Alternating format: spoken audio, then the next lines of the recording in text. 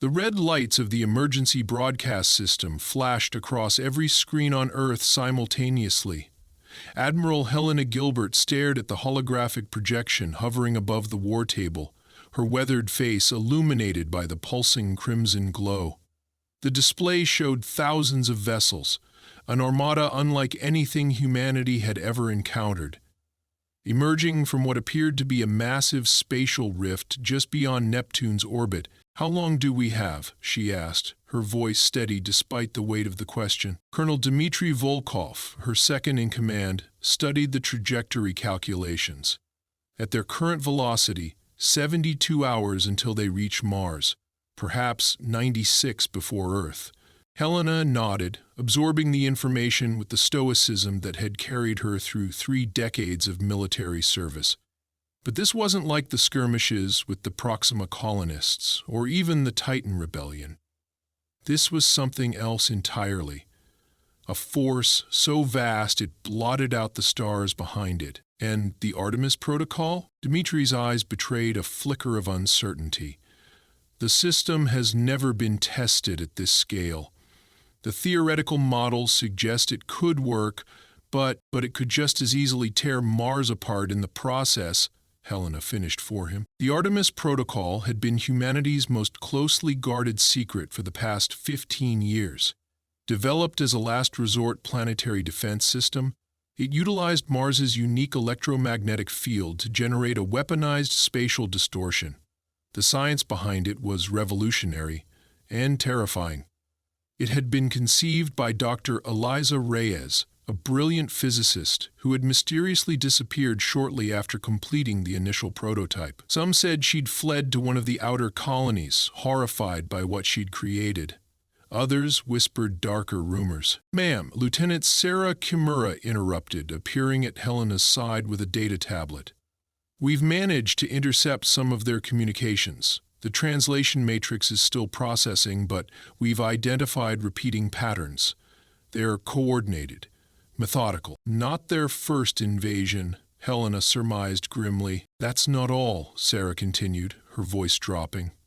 "The spectral analysis of their ships matches fragments we discovered in the Valles Marineris crater 3 years ago." Helena's blood ran cold. The Valles Marineris discovery had been classified at the highest level. The fragments had been estimated to be over 10,000 years old, predating human civilization, yet possessed technology far beyond current capabilities. The prevailing theory had been that they were remnants of an ancient battle. Now, it seemed, the victors had returned. "They've been here before," Dmitri whispered, the implication hanging heavy in the air. Helena straightened her shoulders. "Alert all outer colonies. Begin immediate evacuation procedures for Mars, and contact the Lunar Defense Coalition. I want every available vessel mobilized within 24 hours." As her officers rushed to carry out her orders, Helena remained at the war table, studying the approaching armada. Their formation was unlike anything in human military doctrine, a spiral pattern that seemed almost organic in its complexity. Whatever intelligence commanded those ships operated on principles humanity had yet to comprehend. "Admiral," a voice called from across the command center. "Incoming transmission from the UEF Security Council." Helena nodded, bracing herself for the political complications that would inevitably follow. The United Earth Federation had governed humanity's expansion into the solar system with reasonable effectiveness, but faced with extinction, old divisions would quickly resurface. The holographic projection shifted, revealing the grim faces of the 12 Security Council members. At their center sat Director General Achebe, his usually composed demeanor visibly strained. "Admiral Gilbert," he began without preamble, "our analysts have confirmed your assessment. We are facing an extinction-level threat. We need to activate the Artemis Protocol," Helena stated firmly. "It's our only chance." A murmur rippled through the council. The Artemis Protocol had been developed in violation of several international treaties regarding weapons of mass destruction. Its very existence was known only to a handful of military and political leaders. "The casualties on Mars would be catastrophic," objected Counselor Zhao. We're talking about 17 million colonists. We've already begun evacuation procedures, Helena countered. But realistically, we'll only be able to relocate a fraction of the population in time. If we don't act, we lose everyone. Mars, Earth, the outer colonies, everything. Director General HFY closed his eyes briefly, the burden of the decision visibly weighing on him. The Council will need to deliberate. With respect, Helena interrupted, something she'd never done in 15 years of reporting to the Council. We don't have time for deliberation. Every hour we delay is another million people we won't be able to evacuate from Mars. The silence that followed was deafening. Helena could almost see the calculations running behind each council member's eyes, weighing lives, considering alternatives, confronting the unthinkable reality that humanity might be facing its final hours. Very well, HFY finally said, his voice heavy with resignation. You have authorization to proceed with the Artemis Protocol. May whatever gods exist forgive us for what we're about to do. The transmission ended, leaving Helena alone with the weight of billions of lives resting on her next commands. She turned to Dmitri, who had been standing silently behind her throughout the exchange. Contact the Phobos installation, she ordered. Tell Director Rahman to begin the activation sequence. As Dmitri moved to carry out her instructions, Lieutenant Kimura approached again, her expression troubled. Admiral, we've completed the preliminary translation of the alien communications. There's something you need to see. The data tablet displayed a series of symbols that the translation matrix had converted to text. Most were still unintelligible, but one phrase repeated throughout: reclamation of the seed world. Helena felt a chill run down her spine. They're not invading, she realized. They're coming home. Far beyond Neptune's orbit, the alien Armada continued its inexorable advance toward the inner solar system. At its center, a vessel dwarfing all others pulsed with energy signatures beyond human comprehension.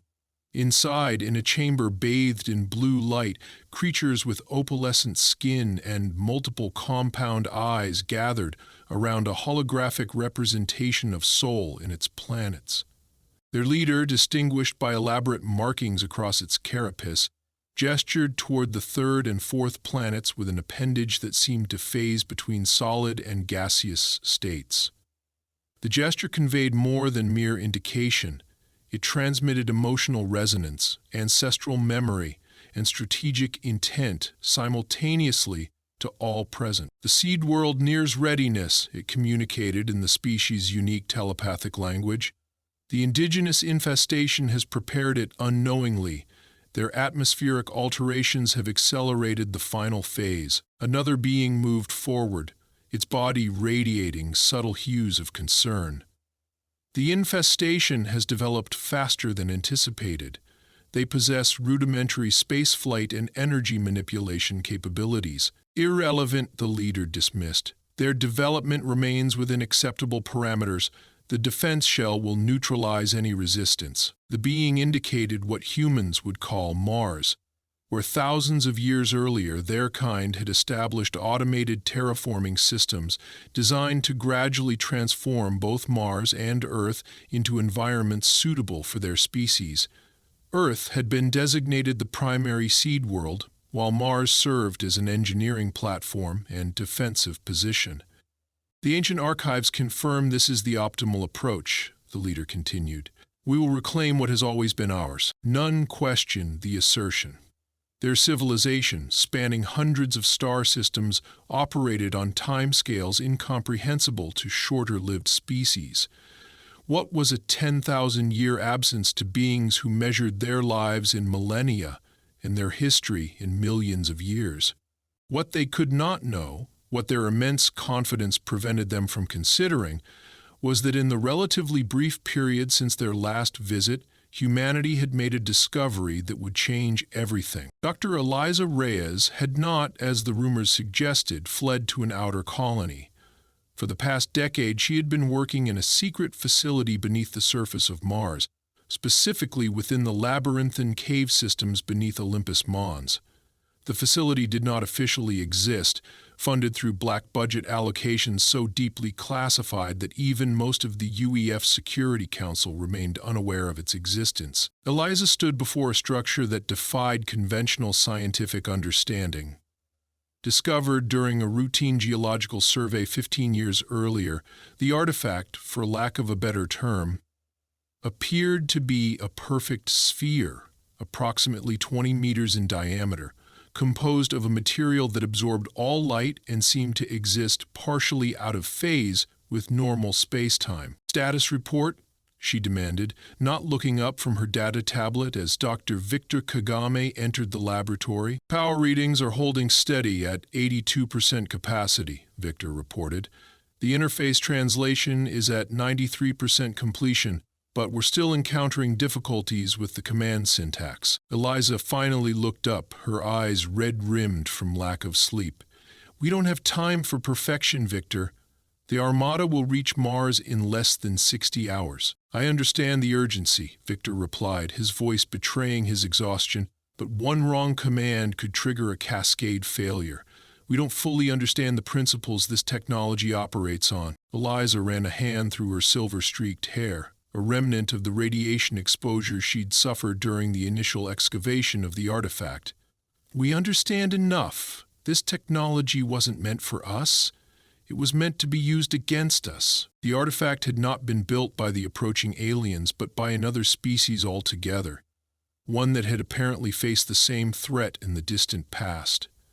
The limited information they had managed to decode suggested it was a defensive weapon of unimaginable power, capable of targeting specific genetic signatures across vast distances. "Admiral Gilbert has authorized the Artemis Protocol," Eliza said, watching Victor's reaction carefully. His face paled. "But that would kill millions, yes, which is why we need to make this work." She gestured toward the artifact. "If we can activate this properly, target it specifically at the invaders' biological signatures, we can stop them without sacrificing Mars." Victor nodded grimly, understanding the stakes. "The final interface module should be ready within 12 hours.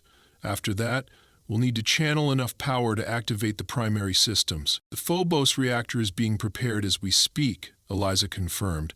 "Once the invaders pass Jupiter's orbit, we'll have our window." Neither scientist verbalized the obvious risk that, in attempting to wield technology they barely understood, they might cause devastation far beyond what even the Artemis Protocol threatened.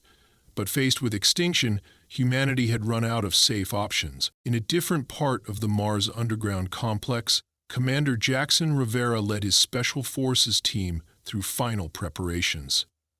The Ares Division represented the pinnacle of military enhancement technology. Soldiers augmented with cutting-edge cybernetics and genetic modifications that pushed the boundaries of what could still be called human. "All right, listen up," Jackson addressed his team as they checked their specialized combat suits. "Our mission is straightforward but critical. If the Eggheads' plan fails, we become the last line of defense. Our job is to secure the artifact and ensure Dr. Reyes has enough time to complete the activation sequence, no matter what comes through those doors." Staff Sergeant Maya Okonkwo, his second-in-command, looked up from calibrating her plasma rifle. "Intel on the enemy's ground capabilities is still minimal. We should expect anything." "That's why we have these," Jackson replied, indicating the neural implants visible at the base of each soldier's skull. The technology allowed for instantaneous tactical updates and split-sec reaction times, giving the Ares Division a fighting chance against unknown adversaries. "What about evac plans?" asked Corporal Takai, the team's demolitions expert. Jackson's expression hardened. "There are none. This is a one-way deployment. We hold the line or humanity falls." He paused, looking each soldier in the eye. "Anyone wants out, now's the time." No one moved. They had all volunteered knowing the odds. "Good," Jackson nodded. "Get some rest. When the time comes, I need everyone operating at peak efficiency." As his team dispersed, Jackson remained behind, activating a private communication channel through his neural implant. Admiral Gilbert's holographic image appeared before him. "Status report, Commander," she demanded without preamble. "My team is ready, Admiral. We'll hold the facility as long as required." Helena's expression softened slightly. "Jackson, the Security Council is still pushing for the Artemis Protocol as a failsafe. If Dr. Reyes can't make the artifact work, she will," Jackson interrupted with conviction. "I've seen what she's capable of." Helena studied him for a moment before nodding. "Very well, but be prepared for all contingencies. The first evacuation transports are already departing Mars. Most civilians won't make it out in time, but we're prioritizing children and essential personnel." "Understood, Admiral." After the communication ended, Jackson allowed himself a moment of private reflection. He had family on Earth. Parents, a sister with 2 young children, people he would likely never see again regardless of how this played out. He touched the small photograph tucked inside his combat suit, then resumed his duties. Personal considerations had no place in the final hours before battle. Above, in Mars orbit, the Phobos installation hummed with frenetic activity. Originally constructed as a research outpost on Mars's largest moon, it had been secretly converted into the control center for the Artemis Protocol. Director Samira Rachman supervised the final power calibrations with grim determination. "Capacitor banks at 64% and rising," reported one of her technicians. "Estimated time to full charge, 38 hours. Samira frowned. "That's cutting it too close. Divert additional power from the secondary systems." "Ma'am, that would leave us without life support redundancies," her chief engineer cautioned. "If this fails, life support won't matter," Samira replied coolly. "Make it happen." As her team scrambled to carry out her orders, Samira stepped away to a viewport overlooking Mars's rust-colored surface. Somewhere down there, millions of people were going about their lives, most still unaware of the approaching threat, despite the accelerating evacuation efforts. The UEF was controlling information flow to prevent panic, releasing only carefully curated bulletins about a potential extraterrestrial contact situation. Samira had disagreed with this approach, arguing that people deserved to know the truth, deserved a chance to face their fate with open eyes. She had been overruled. Now she watched shuttle after shuttle departing the surface, knowing that each one carried away only a tiny fraction of the population that would be sacrificed if the Artemis Protocol activated.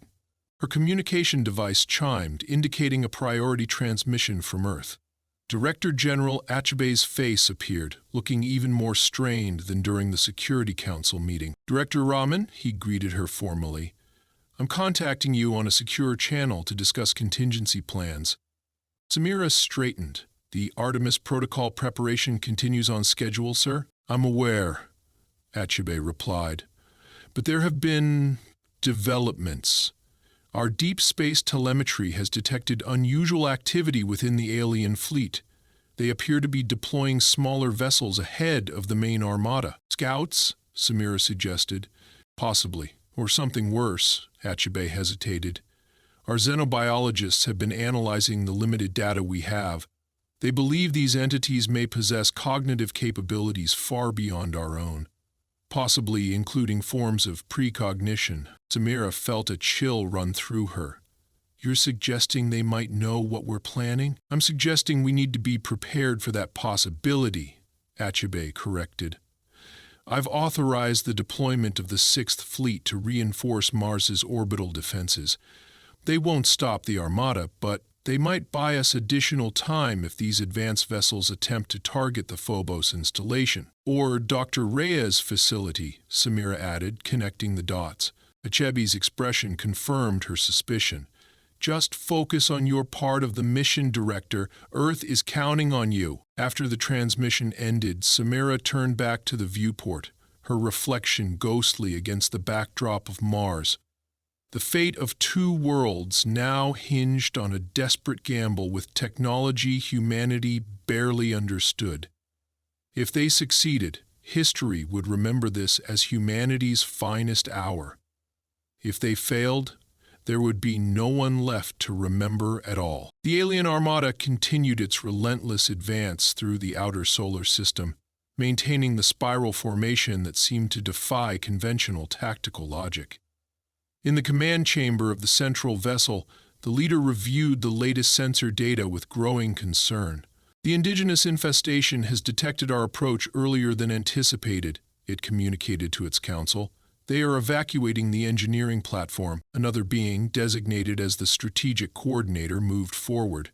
"Our advance units report unusual energy signatures emanating from the smaller orbital body. The patterns suggest technological applications beyond their expected development level." The leader's compound eyes shifted, processing this information. "Probability analysis? There is an 82.6% likelihood they have discovered remnants of the adversary's technology," the coordinator responded. A ripple of disturbance passed through the assembled council. The adversary, the only species to have ever posed a genuine threat to their kind, had supposedly been eradicated millennia ago. The possibility that their technology might have survived, might now be in the hands of a primitive species, was troubling. "Accelerate the deployment of the advance units," the leader commanded. "Target the energy signature source. Nothing must interfere with the reclamation." As the council dispersed to carry out these new instructions, the leader remained alone, communing with the ancestral memory matrix embedded within the ship's core systems. The matrix contained the accumulated knowledge and experiences of countless generations, a living archive of their species' history. Within this virtual realm, the leader sought guidance from the architects of the original Seed World project, those who had first identified Earth as an ideal candidate for transformation and established Mars as the control platform.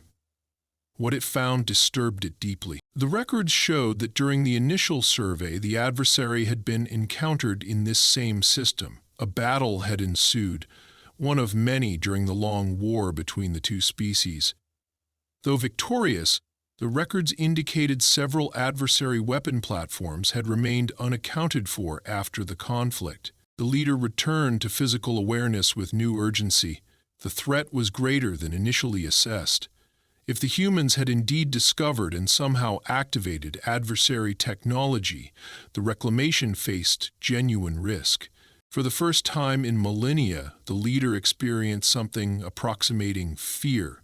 Throughout the Sol system, humanity prepared for what might be its final stand. On Earth, civilian populations remained largely unaware of the specific threat, but military installations around the globe operated at maximum readiness. The Lunar Defense Coalition, an autonomous military force established to protect Earth's oldest and largest colony, mobilized its fleet of specialized combat vessels, designed specifically for the unique conditions of space warfare. In the asteroid belt, mining operations were hastily converted to military production, manufacturing missiles and drone fighters at an unprecedented rate. The scattered habitats of the outer system, small research outposts and frontier settlements, received evacuation orders, their inhabitants redirected toward the relative safety of Earth or the Jovian moons. Admiral Helena Gilbert coordinated this massive operation from her command center beneath the Rocky Mountains, a facility designed to survive even the most desiccating planetary bombardment. The holographic display before her showed the real-time movements of both the alien armada and humanity's defensive preparations. "The Sixth Fleet has reached Mars orbit," Dmitri reported, his voice hoarse from hours of continuous duty. "They've established a defensive perimeter around Phobos." Helena nodded acknowledgement. "And the evacuation status? Approximately 1.8 million civilians successfully evacuated from Mars so far. Projected final total before the Armada's arrival, 3.2 million, less than 20% of the Martian population." The math was brutal, but Helena forced herself to confront it directly.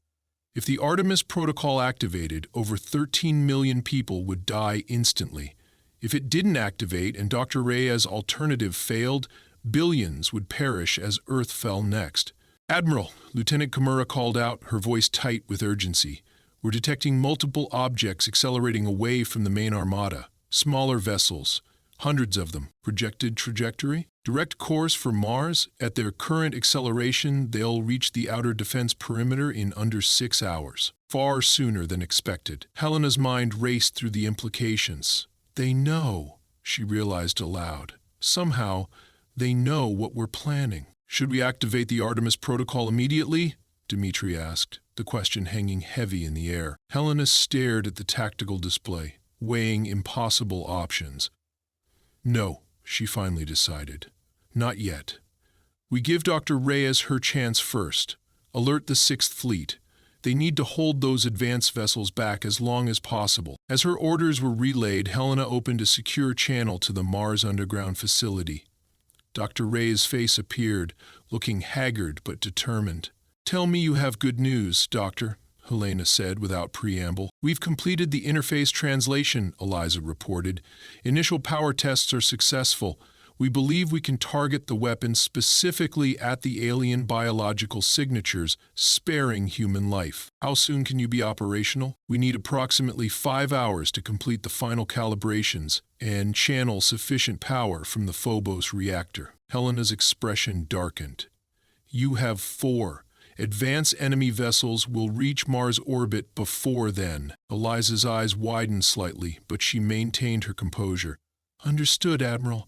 We'll accelerate the timeline. The Sixth Fleet will buy you as much time as they can, Helena promised. But if they fail, then you'll have no choice but to activate the Artemis protocol. Eliza finished for her. I understand the stakes, Admiral. After the transmission ended, Helena turned to find Director General Achebe's hologram waiting. His expression told her everything before he spoke a word. The Security Council has voted, he informed her gravely. If the artifact defense fails, you are ordered to activate the Artemis protocol immediately, regardless of evacuation status. Helena acknowledged the order with a curt nod, though inside she raged against the political machine that could so coldly condemn millions. But she understood the calculus. Mars versus Earth. Millions versus billions. The survival of the species versus the survival of individuals. There's something else, Achebe continued, his voice lower. The translation teams have made further progress deciphering the alien communications. We believe Earth isn't just a target. It's been their project all along. Explain, Helena demanded. The repeated reference to Seed World. It appears they've been terraforming Earth for their own purposes for thousands of years. Human civilization developed during what they considered a mere pause in their project. The implications were staggering. Humanity's entire existence, a footnote in another species' planetary engineering project, all of human history, a brief interlude, never meant to last. Does this change our strategic approach? Helena asked, focusing on the practical rather than the philosophical. No, Achebe replied, but it might help us understand their tactics.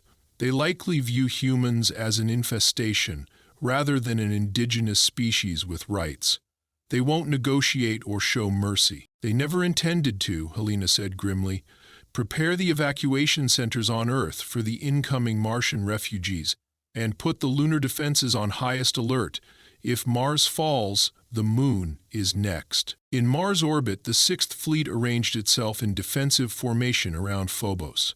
Admiral Kenzo Tanaka, veteran of the Titan Rebellion, addressed his captains from the bridge of the flagship Dauntless. Our mission is straightforward, he stated, his weathered face displaying the calm confidence that had made him a legend among UEF forces.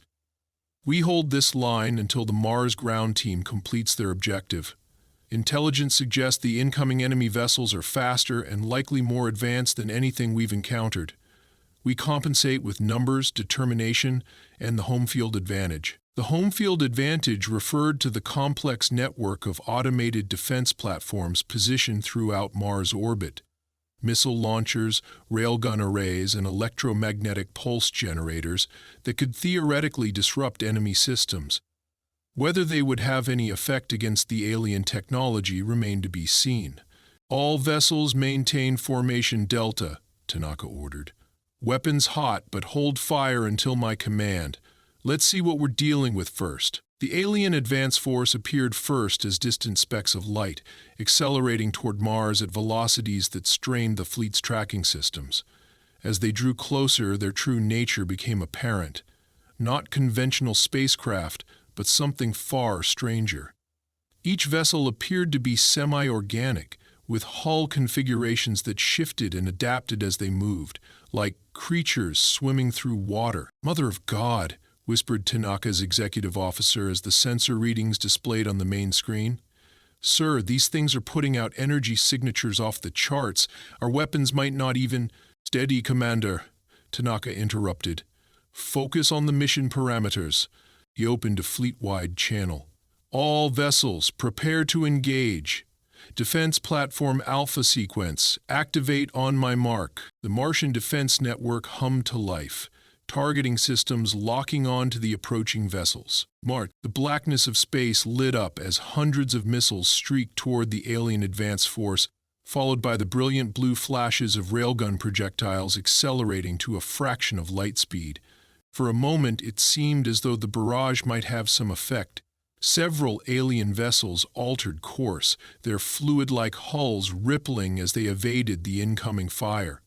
Others appeared to absorb the impacts, their surfaces dimpling briefly before reforming. Then they returned fire. Beams of energy unlike anything in human experience lanced out from the alien vessels. They weren't laser or plasma-based weapons. They seemed to distort the very fabric of space-time, creating corridors of altered reality that simply erased anything they touched. The UEF destroyer Intrepid vanished instantly, along with 3 support vessels. Defense platforms Alpha 7 through Alpha 12 ceased to exist a moment later. "Evasive maneuvers," Tanaka barked. "All vessels, break formation and engage at will." The space around Mars erupted into chaos as the Sixth Fleet scattered, each captain struggling to find some tactic, some approach that might be effective against an enemy operating on physical principles they barely comprehended. The cruiser Thermopylae managed to score what appeared to be a kill, concentrating fire from its main batteries on a single alien vessel, until its organic-looking hull finally ruptured, spilling a strange luminescent fluid into the vacuum. The brief victory was short-lived, as 3 more alien vessels converged on the Thermopylae, their reality-distorting weapons reducing the proud ship to scattered atoms. Aboard the Dauntless, Admiral Tanaka watched the tactical display with growing horror as his fleet was systematically dismantled. Within 20 minutes, he had lost 30% of his combat capacity. "Sir," his communications officer called out, "incoming transmission from Admiral Gilbert." Helena's face appeared on screen, tight with concern. "Status report, Admiral Tanaka. We're getting slaughtered," Tanaka replied bluntly. "These things, they're not using weapons we understand. Half our shots pass right through them, and the other half barely slow them down. How long can you hold?" Tanaka checked the tactical display again. "Maybe an hour. Less if they accelerate their current pace." "That won't be enough," Helena said, more to herself than to him. "Dr. Reyes needs at least 3 more hours. Then we'll give her 3 hours," Tanaka stated with quiet resolve. "Permission to execute Protocol Thermopylae." Helena's eyes widened. Protocol Thermopylae was a suicide tactic, named after the ancient battle where 300 Spartans had sacrificed themselves to delay a vastly superior Persian force.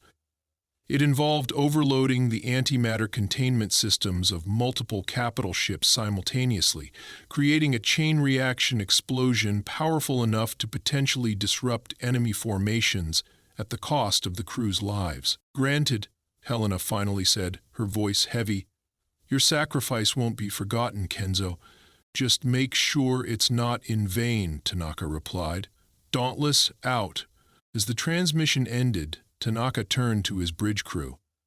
"Calling for volunteers only. Anyone who wishes to evacuate has 5 minutes to reach the escape pods."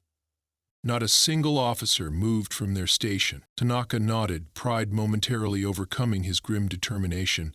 "Very well. Signal the Edinburgh, the Yamato, and the Shivaji.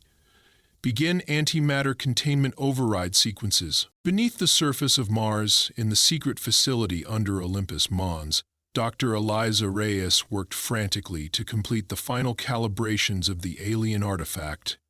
The sphere had begun to activate, its perfect black surface now marbled with swirling patterns of deep purple energy that seemed to exist both on its surface and somehow beneath it, as if visible through a dimensional window.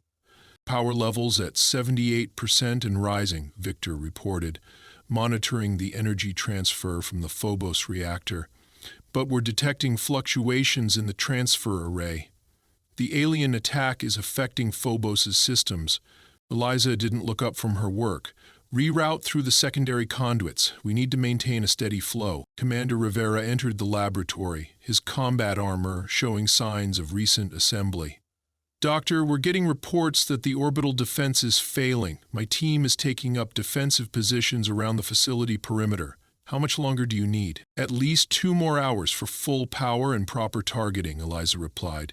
Any less and we risk the weapon either failing completely or targeting indiscriminately. Rivera's expression darkened. The latest intel suggests we have less than 1 hour before enemy forces breach the orbital defense. If they land on Mars, then your team will hold them off, Eliza interrupted firmly. That's your job, Commander. Mine is to make this work. Rivera nodded grimly. We'll buy you every minute we can. He paused at the doorway. But you should know, Admiral Gilbert has authorized the Artemis Protocol as a failsafe. If this doesn't work, Mars is done for anyway. After he left, Victor approached Eliza, lowering his voice.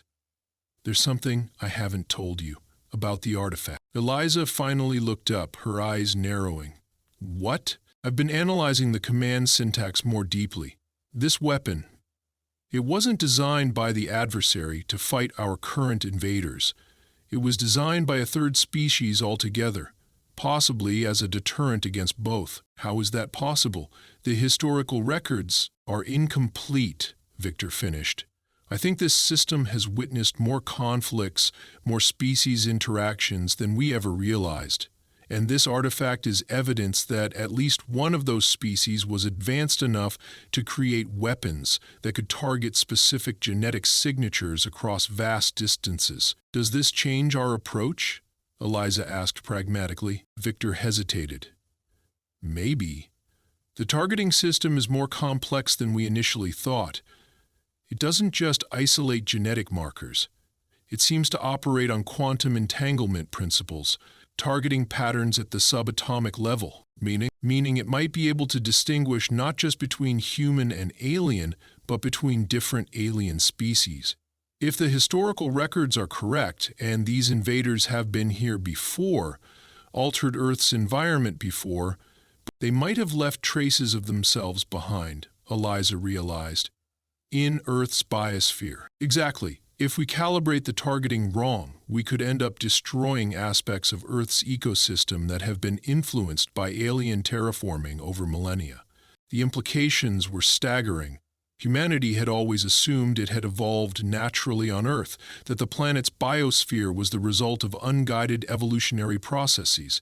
If these aliens had been engineering Earth for thousands of years, how much of what humans considered natural was actually artificial? Before Eliza could fully process this revelation, the facility shuddered violently. Dust and small fragments of rock showered down from the ceiling. They've breached the orbital defense, Victor whispered in horror. In Mars orbit, Admiral Tanaka watched as the antimatter containment systems on 4 capital ships approached critical failure. The Dauntless, his flagship, would be the final vessel to detonate, positioned at the center of the formation to maximize the chain reaction's effectiveness. All non-essential personnel evacuated from the target vessels, his executive officer reported. Skeleton crews report ready for final maneuvers, added his tactical officer. Tanaka nodded, his expression solemn. Position the vessels according to the calculated pattern. We get one shot at this. The 4 massive warships moved into precise positions relative to the main concentration of alien vessels. The maneuver did not go unnoticed. Several alien craft broke off from their assault on the remaining UEF forces to intercept. They suspect something, Tanaka observed. Accelerate the countdown. All other vessels, fall back to secondary defensive positions. As the remnants of the Sixth Fleet retreated toward Phobos, the four doomed ships propelled themselves directly into the heart of the alien formation. Reality-distorting weapons lashed out, carving chunks from the human vessels. But their momentum carried them forward. "Antimatter containment at critical levels," reported the engineering officer, his voice steady despite knowing what would follow. "Detonation in 10 seconds. Tanaka opened a channel to Earth. "Admiral Gilbert, protocol thermopylae executing now. Tell them we died standing." The comm officer on Earth didn't have time to respond before the first ship, the Edinburgh, detonated. The antimatter reaction created a blinding flash as matter and antimatter annihilated each other, releasing energy equivalent to several nuclear weapons in an instant. The Yamato followed 3 seconds later, its detonation synchronized to amplify the expanding shockwave.